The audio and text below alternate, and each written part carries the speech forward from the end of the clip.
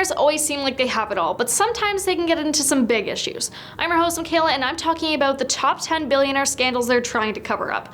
And make sure to subscribe and hit that bell so you know every time we upload a new video, but without further ado, let's get started. Number 10, Truett Cathy under fire by LGBTQ+ activists in 2012.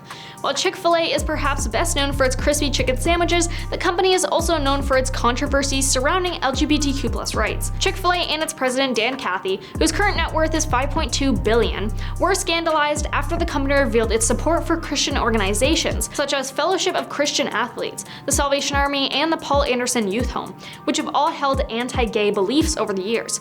In 2012, Cathy gave an interview to the Baptist Press in which he said he believed in the quote, biblical definition of the family unit, that is, that marriage should only be between a man and a woman. Backlash ensued, and while Cathy claimed it was his own personal religious belief and that the company did not have any anti-gay agenda, activists went as far as to boycott the chain entirely. The chain has since stopped donating to these organizations, choosing instead to donate to education, homelessness, and hunger. Number 9, Jack Ma's Ant Group IPO shelved in a power grab. China's financial regulators hit pause in November 2020 on fintech company Ant Group's $35 billion IPO on the Hong Kong and Shanghai stock exchanges, just days before the company was slated to go public in the world's largest public offering. Jack, co-founder and chairman of Chinese e-commerce giant Alibaba, is the largest individual shareholder in Ant Group, an arm of Alibaba that enables online payments and makes consumer loans. The Shanghai Stock Exchange cited significant change to the regulatory environment as the reason for halting the IPO, but offered few additional details, according to Bloomberg.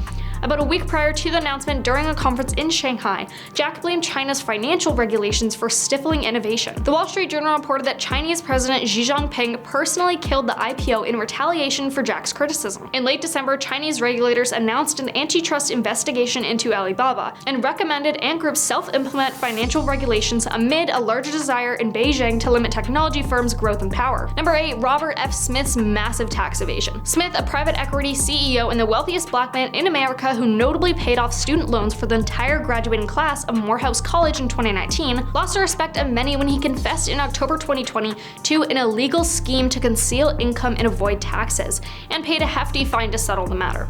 That month, federal officials disclosed that Smith admitted to parking $200 million in offshore accounts and criminally evaded paying taxes on it for 15 years from 2000 through 2015. Smith entered into a non-prosecution agreement with the Department of Justice and agreed to pay $139 million in penalties to the IRS, which is the largest tax fine ever.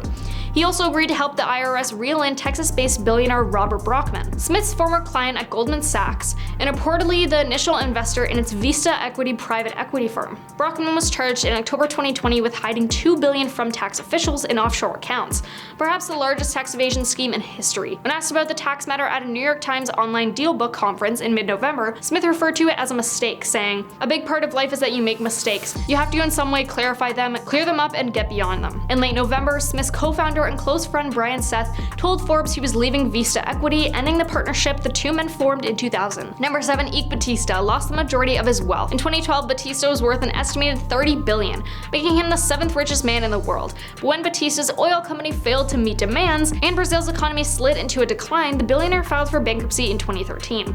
After authorities began investigating why Brazil's top companies had declined so quickly, they charged Batista with money laundering and corruption in January 2017. In July 2018, he was sentenced to 30 years in prison for bribing former Rio de Janeiro Governor Sergio Cabral. Number 6, Leon Black's personal financial ties to Jeffrey. In October 2020, a New York Times report revealed that Black, the billionaire founder of private equity and investing firm Apollo Management, paid disgraced financier Jeffrey about $50 million for personal financial advice between 2012 and 2017. The time period is notable. It means Black engaged in Jeffrey's services long after he was convicted in 2008 of an underage intimacy charge in Florida, and a plea deal worked out between him and U.S. attorneys that enabled Jeff to serve what many believe was a light prison sentence in a county jail. Black quickly expressed regret for his association with Jeffrey since his 2019 arrest, said that Jeffrey never did business with Apollo, and claimed he was unaware of Jeff's alleged intimacy ring of underage girls.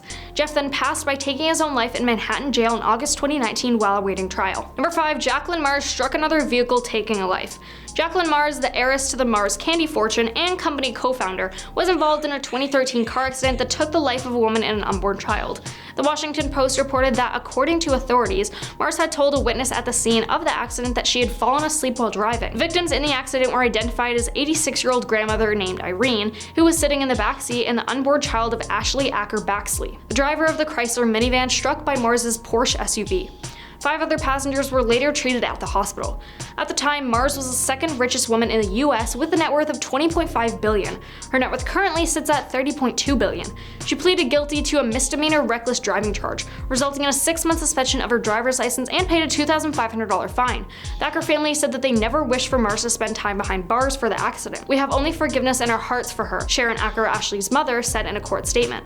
"My husband and I would like to say thank you to Mrs. Mars for her kindness thus far and hope in time that she will too find peace." Number 4. Luckin Coffee's fabricated revenues. With the goal of growing bigger than Starbucks in China, Luckin Coffee listed its shares on the Nasdaq in May 2019 and proceeded to wow investors with its growing revenues. The Chinese coffee chain attempted to grab market share by offering discounts such as buy one get two free deals. Shares soared, and in early March, Luckin Coffee CEO Jenny was briefly a billionaire alongside Luckin's founder and chairman Charles Liu. In April, the company announced an internal probe found at Luckin's chief operating officer, Jean Liu, along with several subordinates, had faked $310 million in transactions. By the end of April, Luckin chairman Liu was $1 billion poorer. As the stock fell further, his net worth dropped to a current estimated $800 million. On December 16, 2020, Luckin Coffee agreed to pay $180 million to the U.S. Securities and Exchange Commission as a result of its investigation into the fabricated revenues.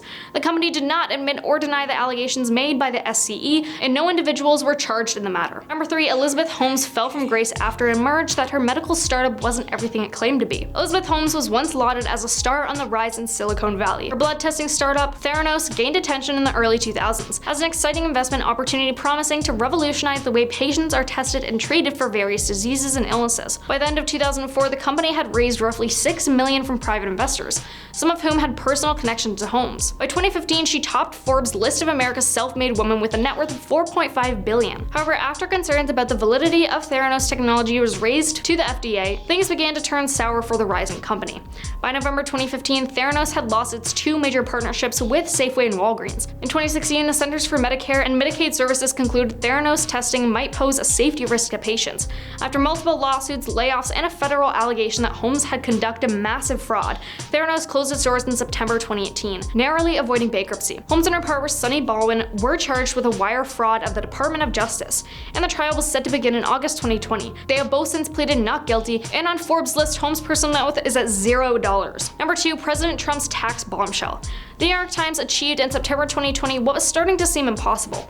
They got hold of Donald Trump's tax returns, and what they found was rough. Most outrageous perhaps was the revelation that in 2016 and 2017, the billionaire paid just $750 in federal taxes.